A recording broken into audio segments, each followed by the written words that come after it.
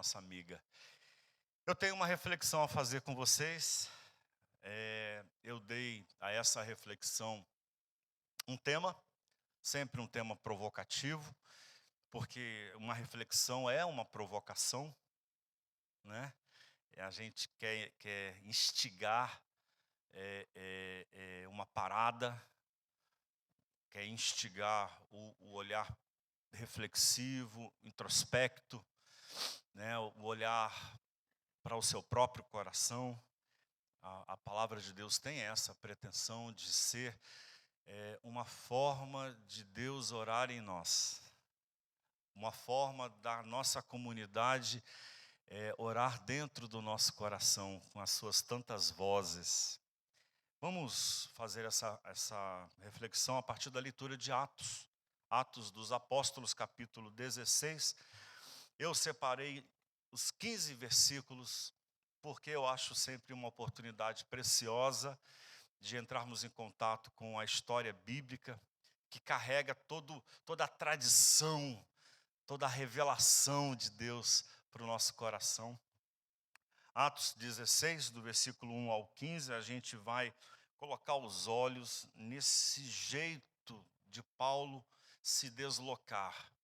São 3 as viagens missionárias que Paulo faz, apóstolo Paulo, narradas no livro de Atos dos Apóstolos.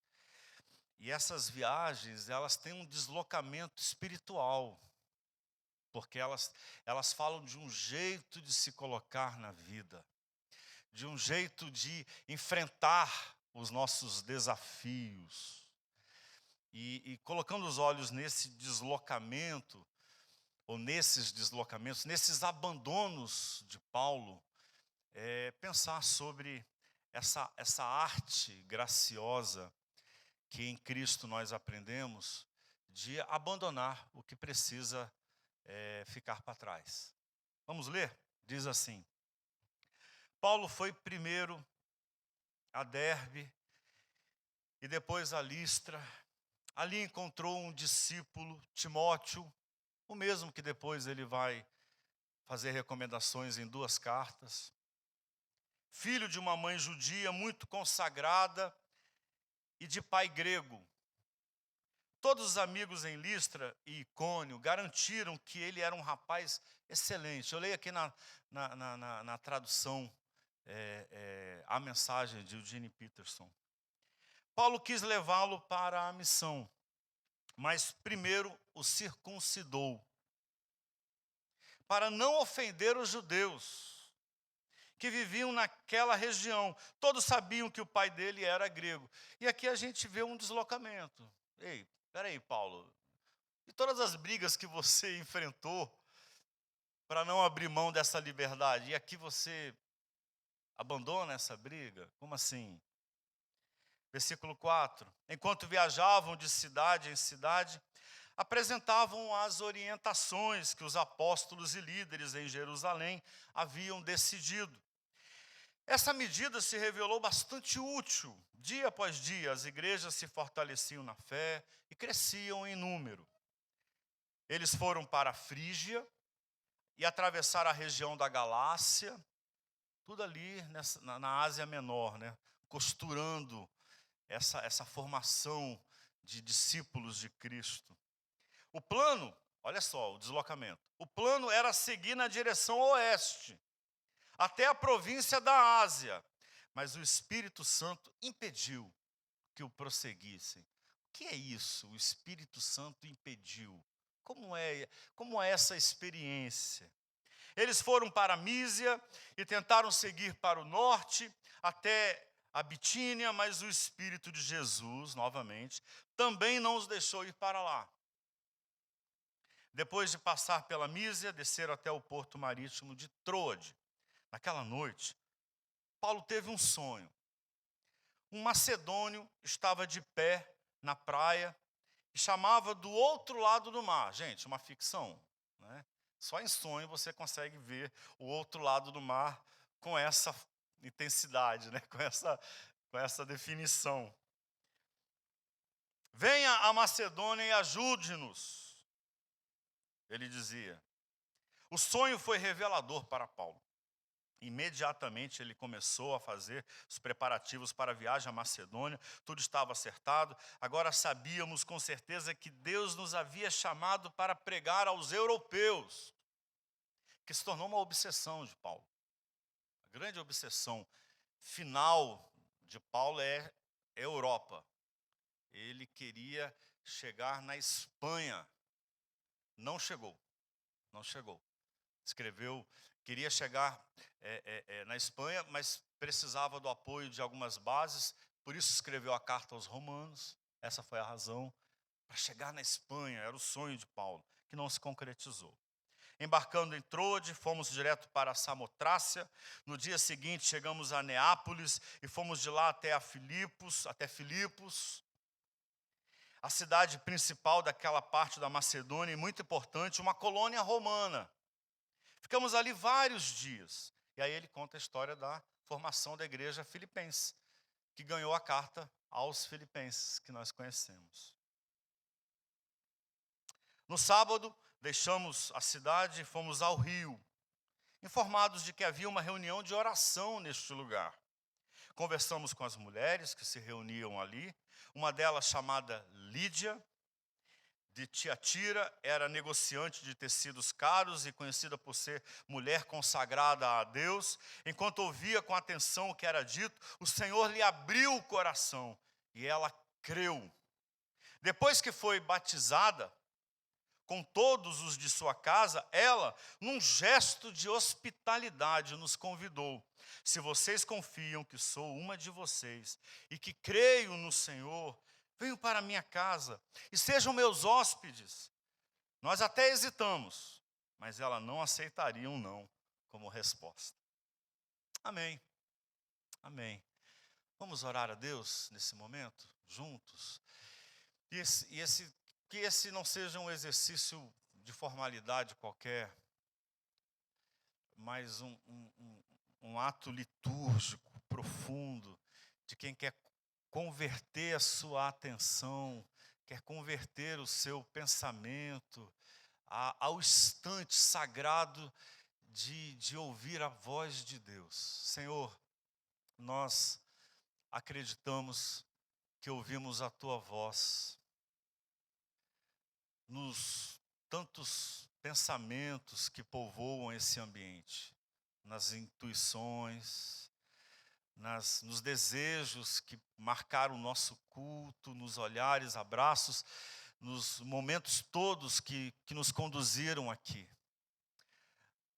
Nós acreditamos que a Tua palavra, ela também se manifesta na Bíblia. Que a Bíblia é uma ocasião importante, decisiva, para que a Tua palavra surja em nós. Por isso nós queremos ler a Bíblia, não como quem busca regras, mas como quem busca a voz do amado, a voz desejada, a voz esperada, como cantaram aqui hoje nossos irmãos do louvor. A voz que nós tanto esperamos, que ela surja nesse instante de reflexão, em nome de Jesus. Amém. Amém. Há uma expressão em inglês, e eu só me refiro a ela porque ela dá um sentido mais amplo à palavra, que é commodity. O pessoal da administração, da economia, né, conhece muito bem essa expressão.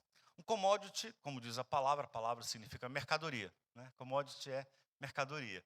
Mas não é só mercadoria, né? E aí ganha um sentido especial na economia. Commodity é a matéria-prima necessária para o produto final.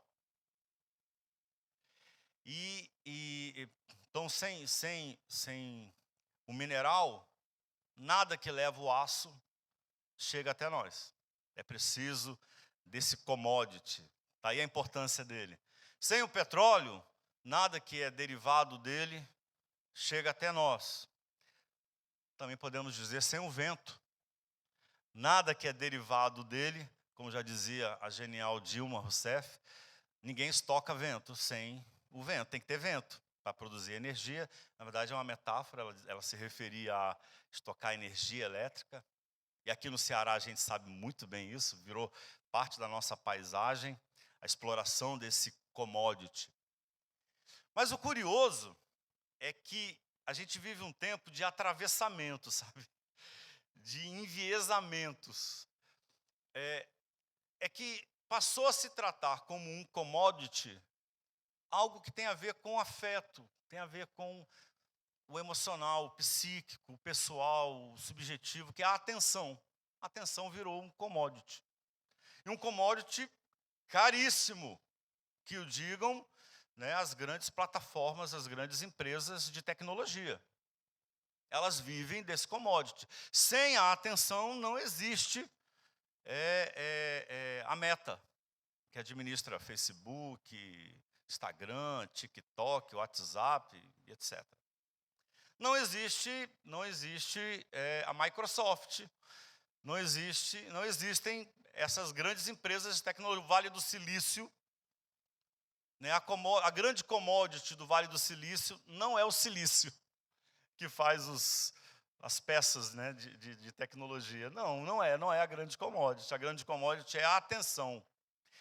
Isso que a gente sabe definir fácil. Qualquer um definiria bem. Atenção é a minha capacidade de pensar, de meditar, de olhar durante um longo tempo e de dedicar esforço a isso, de dedicar o meu pensamento a isso que merece, que é importante. A gente chama de atenção. Né? Dar atenção a algo é dedicar esse esforço psíquico, né, que consome meu tempo. E para os economistas isso é um commodity, porque isso vale dinheiro. Então, eu gosto de brincar com os meus alunos, quando a turma do 8º ano eu trabalho a questão da comunicação e a religião, eu digo, você tem uma coisa que vale bilhões. Aí eles, que professor? Sim, que está aí, que nasceu com você. E o que é? Que vale bilhões. Aí eu digo assim, vou dizer mais. Os grandes empresários e os mais poderosos do mundo querem muito isso que só você pode dar. Aí eles ficam loucos, né? Professor, estou precisando de grana, diz aí. Eu digo, atenção. Aí eles, atenção.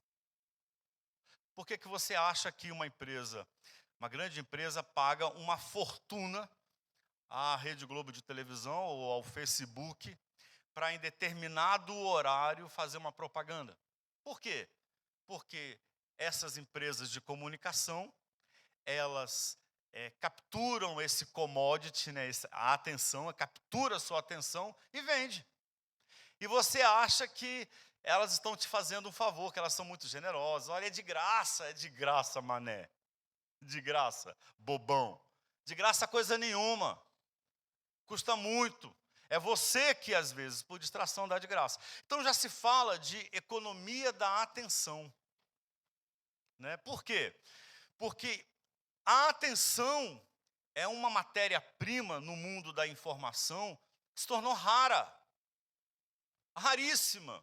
Muito escassa. Porque ela é disputada. A nossa atenção é disputada por múltiplas forças. Eu falei das tecnologias, mas não são só as tecnologias. As disputas políticas. A gente está num momento como esse agora. Né? Qual é a briga dos marqueteiros? Qual é o olhar que os marqueteiros têm, que ganharam uma importância enorme nas campanhas eleitorais? Vocês devem estar acompanhando, né, como que alguns candidatos, de repente, viram... Né, o cara é um tiozão, mas virou o vetinho, né, da periferia. Bonezinho para trás, né? E aí, papai? Eu acho muito tosco. E aí, papai? Né? E uma linguagem toda. Por quê? Porque eles sabem que se quiserem ganhar o comprometimento de determinado eleitor, tem que capturar a atenção dele, que é muito disputada, caríssima. Vale uma fortuna. Nós vivemos numa época assim, em que nós somos disputados. Qual é o grande projeto? capturar a nossa atenção e, na nossa atenção, o nosso compromisso. Querem ocupar um espaço vital na nossa vida. O mercado funciona assim. Hoje, o mercado funciona assim.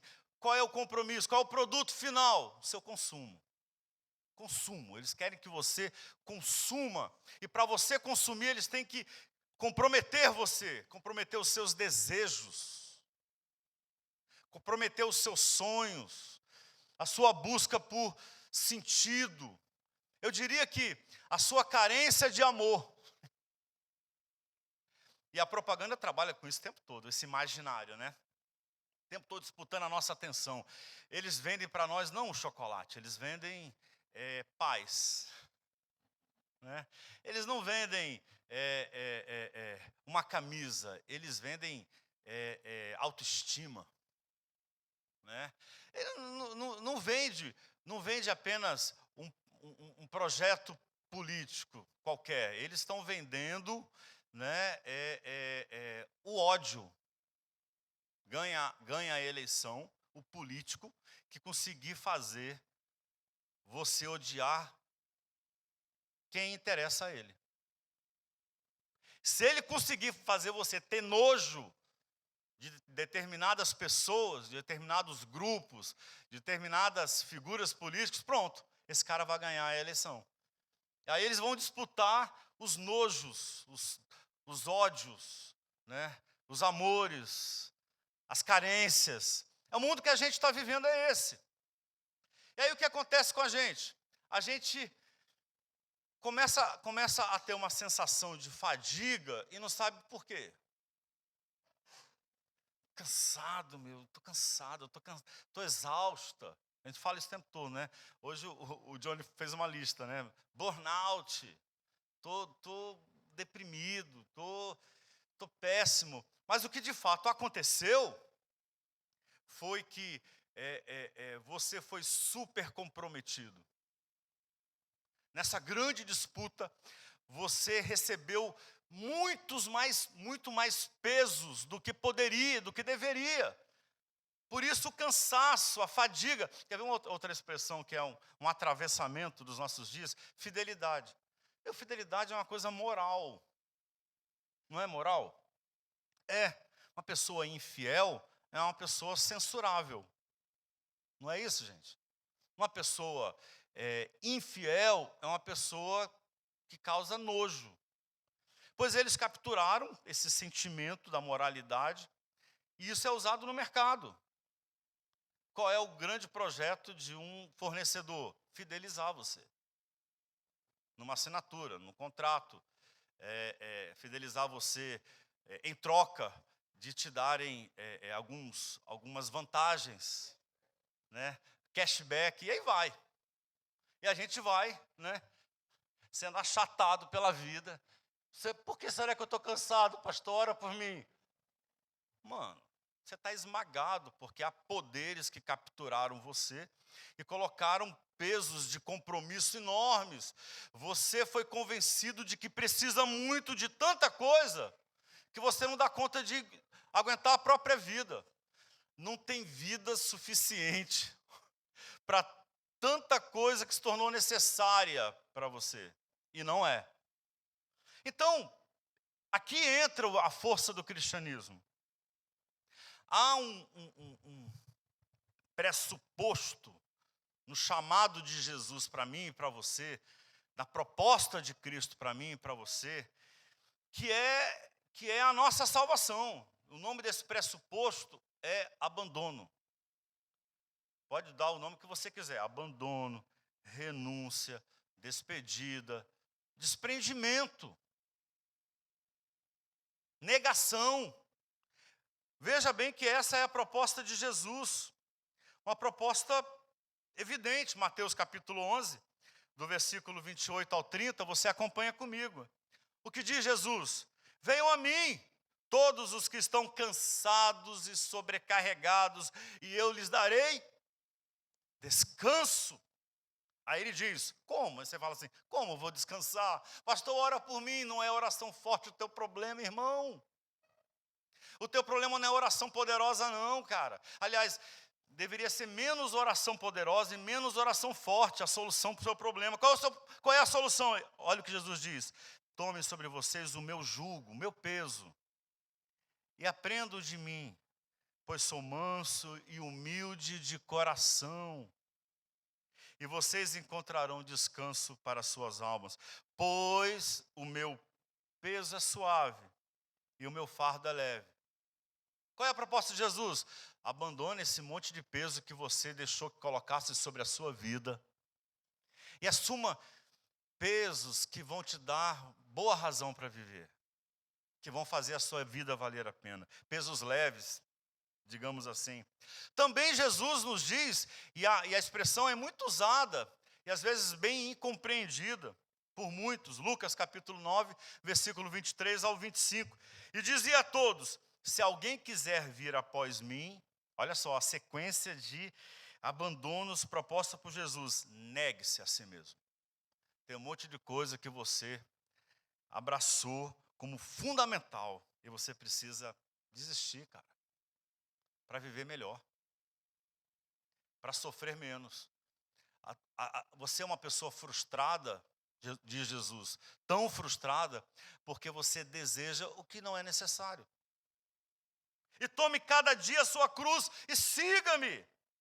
E o que é tomar a cruz, se não tomar esse sinal de finitude, de limite? A tua vida é limitada. Assuma isso e economize a sua atenção, e economize o seu compromisso, economize o seu tempo, a sua vida. Viva com mais leveza, mais desprendimento, porque qualquer que quiser salvar a sua vida, aí Jesus explica, perdê-la.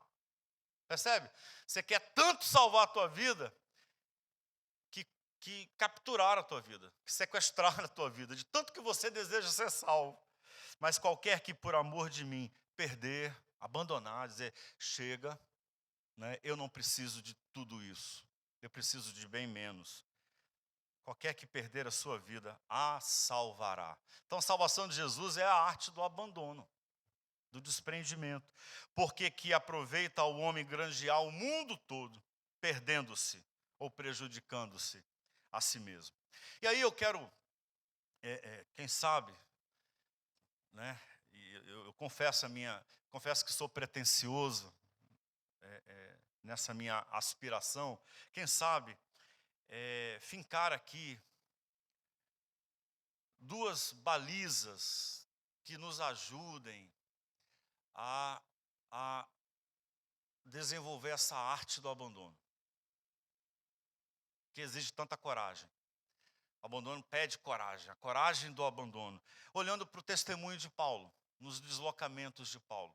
Primeiro, a gente pode aprender com Paulo que só existe um poder que inspira em vez de aprisionar: o amor. Só tem um poder que liberta. Deixa eu fazer um jogo poético. Só existe um absoluto. E ele relativiza todo o resto, o amor. Porque, na verdade, o amor é pura relatividade, né? O amor é a mais vertiginosa relatividade. Quem ama é relativo demais, fica relativo demais. Basta você se tornar um avô, e eu desejo isso a você. Você fica muito relativo, né? Basta você se tornar mãe. Basta você se apaixonar por uma pessoa. Basta você se encantar por algo, amar algo. Esse amor torna todo o resto evanescente, opaco, sem brilho, sem graça. O amor se torna a fonte de brilho. E a gente vê isso em Paulo, olha só. Paulo é um cara que a gente conhece ele, lendo a história, como uma pessoa controversa. Controversa. Onde ele vai tem apedrejamento, muito parecido com Jesus, né? Onde ele vai tem apedrejamento, o cara tem que fugir de porrada, né? Se correr o bicho pega, se ficar o bicho come. Paulo, porque ele mexeu num vespeiro, cara, que é o vespeiro das tradições religiosas. mexeu no vespeiro. Ele ousou dizer que a circuncisão é interior e não exterior. Que não importa se o romano, o grego, não é circuncidado, se a mulher fala em público, né? Quando a lei diz para não falar, que fique quieta, não importa, né? Se come comida sacrificada ao ídolo, porque o ídolo não é nada. Tu dizer um negócio desse, para um reteté, para um sapatinho de fogo, meu amigo, dizer para ele assim, ó, é o seguinte, tá com fome, e você passou aqui do lado de uma oferenda, pede licença, né? Pede licença e pode comer. Se dizer um negócio desse, Paulo disse, cara, lamento, tá com cara feia para mim, Paulo disse, não vai dar nada, pode comer o acarajé da baiana em paz. Vai dar nada, cara. Não, mas você tem que pensar bem, se a comida tiver um trabalho contra você, né, a cueca amarrada, não vai dar nada. Vai dar nada. Você está solto, cara. Paulo diz isso. O ídolo nada é. Então ele mexe no vespeiro, cara. Compra uma briga, apanha. Depois ele vai bater lá em Jerusalém, a história de Atos vai dizer isso. Vai ser preso por causa do judeu e vai terminar morto por causa disso. Mas aqui nessa história, Paulo pega um menino que é grego, de pai grego, né? Timóteo, e vai levar com ele, porque ele acredita em Timóteo. Só que ele faz o quê? Ele pede para o menino ser circuncidado, publicamente. Era um ato público, litúrgico, de conversão ao judaísmo. Por que ele faz isso? Porque facilitaria as coisas, para não tumultuar. Aí você fala, mas menino, qual é o critério, cara? O critério é pura relatividade, o critério é o amor. É o amor. Porque há momentos em que regras, tradições, oprimem pessoas, e elas têm que ser negadas, mas há momentos que para salvar pessoas, não custa nada você desempenhar uma tradição. Não custa nada você aceitar uma regra, conviver com ela. Porque o que é que move? O amor à pessoa. O que move é o teu desejo de cuidar de alguém.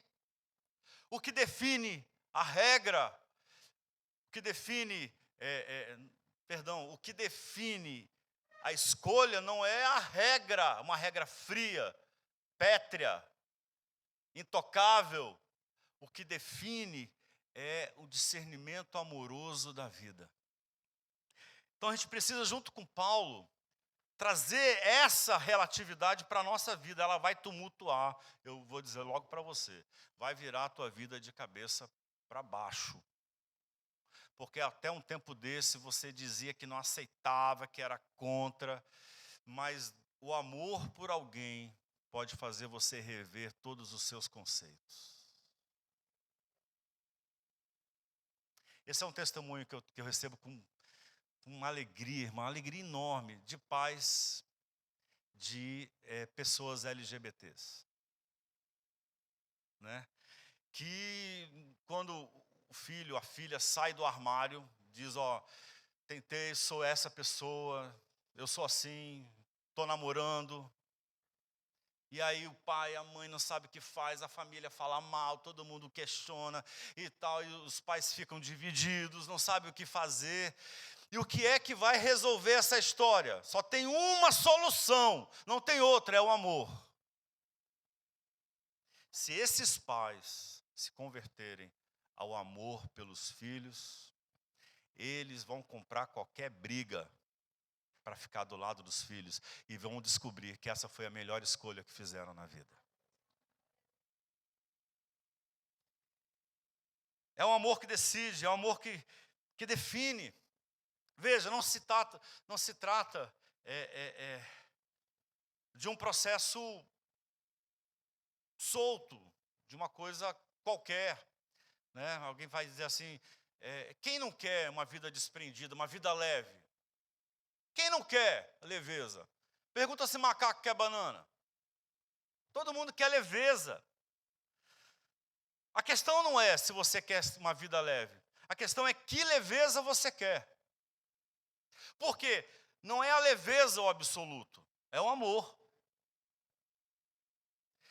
Não é a leveza que vai determinar os seus compromissos. Senão você pode virar um doido, uma maluca, uma pessoa sem nenhum critério, né? Completamente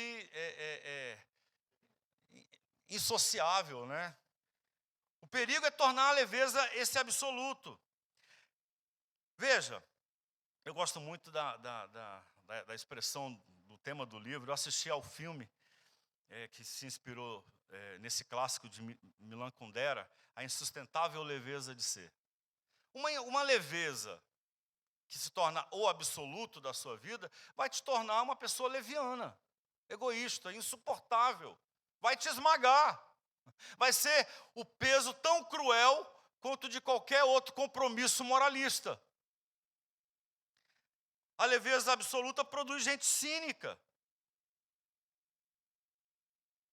Descanso sem trabalho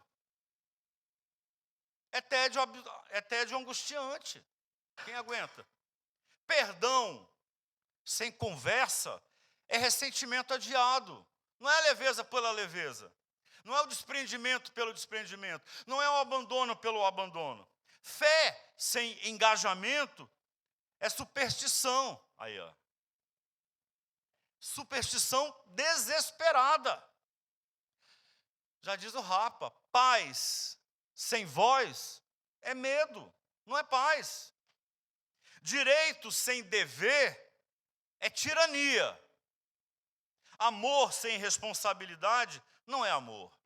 É egoísmo travestido. Leveza que não vem depois de bons pesos é leviandade cínica. Igreja sem vínculos vira culto sem Deus. Amor sem serviço comunitário é mentira. João falou, não lembra? Lembra que João disse? Que é mentira. Comunhão sem cooperação é enxugar gelo. Desprendimento sem compromissos necessários é pura indiferença, é apatia, é doença. Amor, abandono sem amor é narcisismo. Só há descanso porque eu canso, amigão. Então, o ponto aí a ser discernido, que o amor nos ajuda, é esse cansaço. Vale a pena? Esse cansaço vai produzir amor? Esse cansaço vai cuidar de mim, cuidar de alguém? Esse cansaço vai servir? Ou esse cansaço é oco, vazio, fútil, desnecessário? Eu gosto muito do poema de Fernando Pessoa, com o heterônimo Álvaro Campos. O poema se chama Cansaço. E que ele faz um elogio do cansaço, que é interessante. Ele diz assim: o que há em mim é, sobretudo, cansaço. Não disto nem daquilo, nem sequer de tudo ou de nada. Cansaço assim mesmo, ele mesmo, cansaço. A sutileza das sensações inúteis, as paixões violentas por coisa nenhuma, os amores intensos pelo suposto em alguém, essas coisas todas, essas e o que falta nelas eternamente, tudo isso faz um cansaço. Este cansaço. Há sem dúvida quem ame o infinito. Há sem dúvida quem deseje o impossível. Há sem dúvida quem não queira nada. 3 tipos de idealistas. E eu, nenhum deles. Porque eu amo infinitamente o finito. Porque eu desejo impossivelmente o possível. Porque quero tudo, ou um pouco mais, se puder ser. Ou até se não puder ser. E o resultado? Para eles a vida vivida ou sonhada, para eles o sonho sonhado ou vivido, para eles a média entre tudo e nada, isto é, isto. Para mim, só um grande, um profundo, e com que felicidade, infecundo cansaço. Um supremíssimo cansaço, íssimo cansaço. Segundo, só uma pessoa muito viva é capaz de abandonar uma direção por outra. Só uma pessoa, a flor da pele, sensível. Só uma pessoa espiritual, profunda. Só uma pessoa com atenção sensível e profunda é capaz de abandonar uma direção por outra. Olha só o que Paulo vai dizer. Acompanha comigo. O plano era seguir, ele diz, na direção oeste até a província da Ásia. Perdão, Lucas diz, contando a história de Paulo. Mas o Espírito Santo impediu que prosseguissem. O Espírito Santo. Eles foram para Mísia e tentaram seguir para o norte, até a Bitínia, mas o Espírito de Jesus também não os deixou ir para lá. Gente, o que é esse Espírito? O que é esse Espírito? Porque assim, eu não consigo compreender esse espírito que impede, que impele, que direciona, que orienta, fazendo de Paulo, né, o que um títere faz com, né, um boneco, uma marionete, né?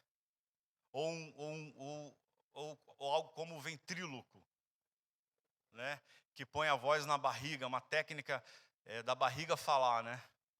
E aí Paulo está ali falando, mas não é ele, é Deus, né? Não. Né?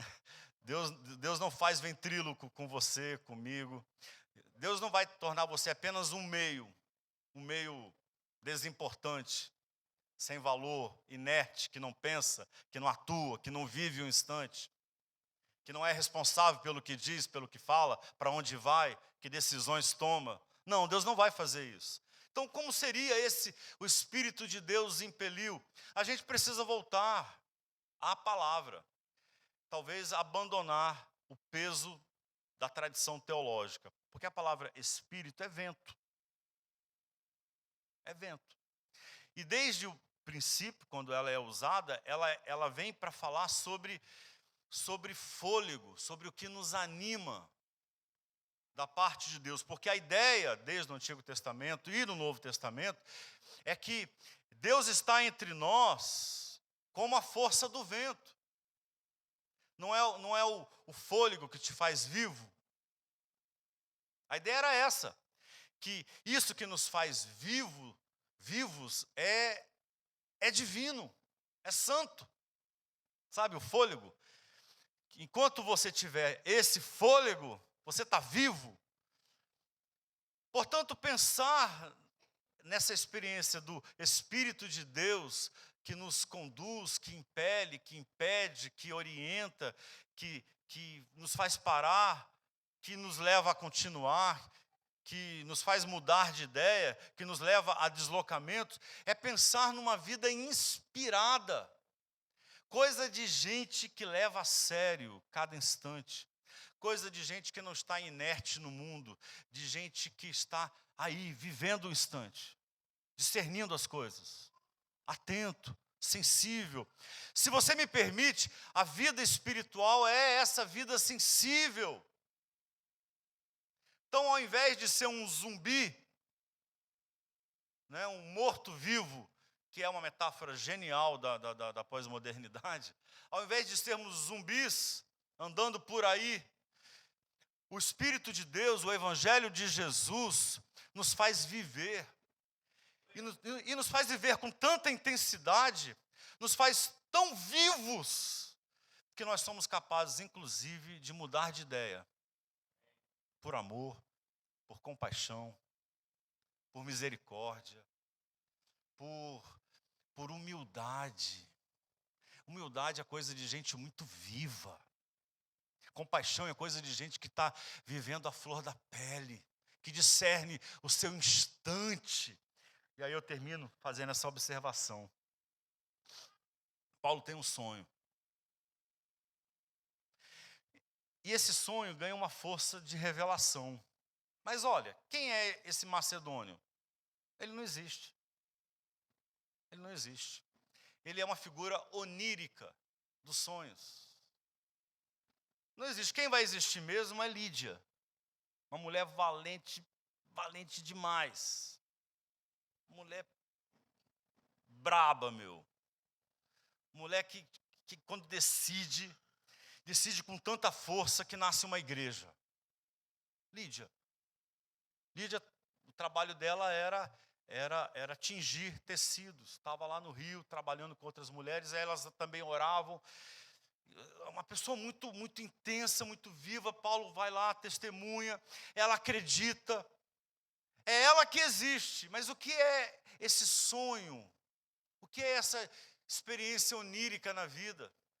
É coisa de gente muito sensível. De gente que está atenta aos instantes, está atenta às possibilidades de amar. Quem é o homem da Macedônia? O homem da Macedônia não existe. O que existe é um projeto de vida compassiva. Projeto de vida que reivindica deslocar-se sempre que necessário para viver bem e para fazer o bem. Só gente muito viva tem esse deslocamento de Paulo. Só gente muito viva.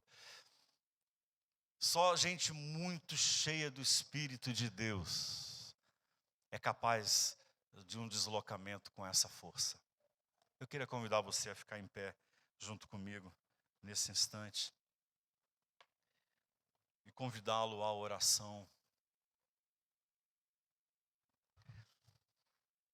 É claro que a pergunta tem que ser a que vou fazer agora. O que é que você precisa deixar pelo caminho, meu amigo? Minha amiga. O que é que está ocupando um espaço na tua vida e que não deveria? Qual é o cansaço que você carrega inútil?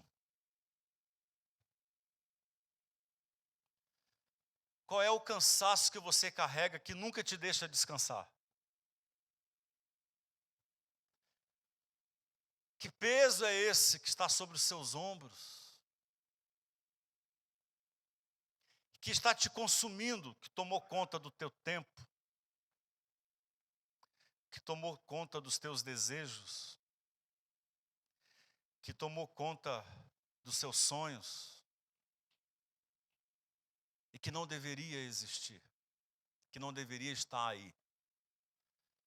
E por causa dele, Jesus diz: negue-se a si mesmo. Negue-se a si mesmo. Abandone isso. Desloca, sai, despeça-se e venha me seguir. Venha viver essa vida inspirada, venha viver essa vida viva, sensível. Nós temos uma canção que vai nos ajudar a orar, mas eu queria primeiro que você, se você concordar, em um gesto de humildade, curvar a sua cabeça comigo, fechar os seus olhos, fechar os olhos para fora e arregalar os olhos para dentro do teu coração.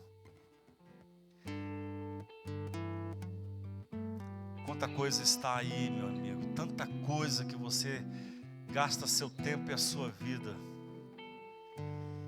que estão te condenando à frustração, à ansiedade, ao cansaço, que estão te esmagando, porque são pesos sem amor, pesos sem graça, são pesos mortos. Eu quero orar com você, Senhor. Ajuda essa mulher a se despedir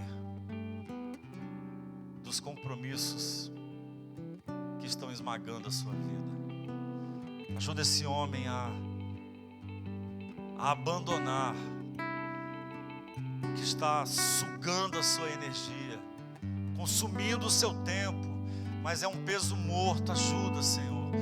Sopra o teu Espírito entre nós, ó Deus, porque nós queremos um coração como o do apóstolo Paulo, como o de Jesus, como o de Lídia, de gente sensível, de gente movida por compaixão, por misericórdia, por desejos de justiça, por fome da palavra de Deus, por humildade, por fome de beleza, de graça. Ajuda-nos, Senhor, a deixar cair o fardo que está sobre nós aos pés de Jesus e aceitar o peso do amor, o jugo da misericórdia que é leve, suave e que nos fará viver. Em nome de Jesus, em nome de Jesus. Vamos cantar essa canção.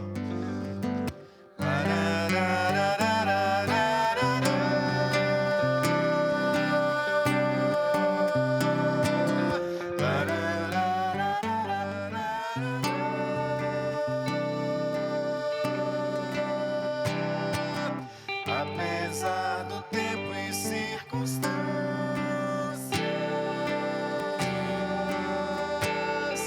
da falta de desejo e esperança, normal é amar.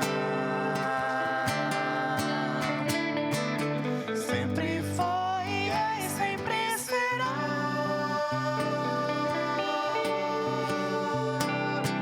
A cura, o caminho e a verdade, a despeito do frio, do escuro e do mal, da fome e lugar, amar é o normal. Quando não puder beijar e abraçar, ame, tente outros gestos de amar. Um olhar, ouvir, ajuda ou reverência.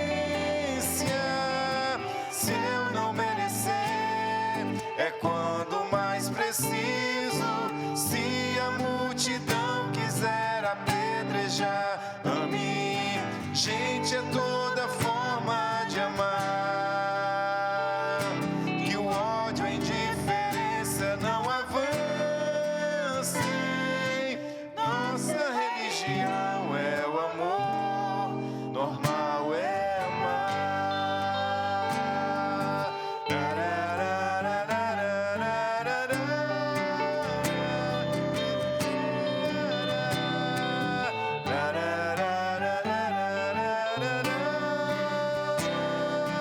Vamos cantar mais uma vez. Apesar do tempo e circunstâncias,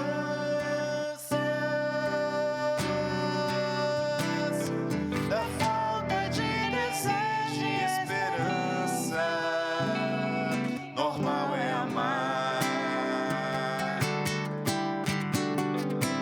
Sempre foi e sempre será.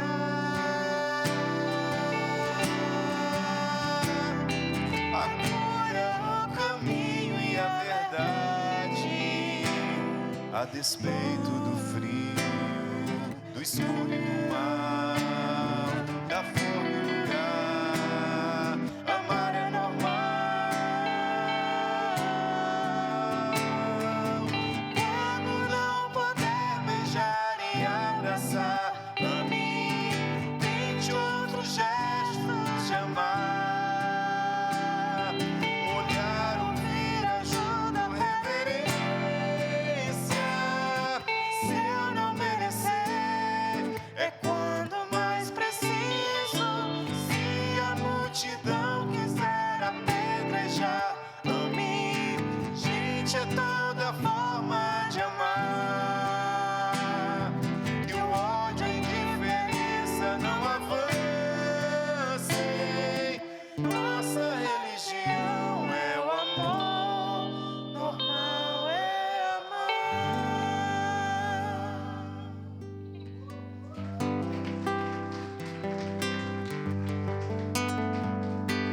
Que a graça de Jesus Cristo, Filho de Deus, que tanto se relativizou pelo amor, que o amor incondicional de Deus e as consolações do Espírito Santo possam repousar por cada um de nós, em nome de Jesus.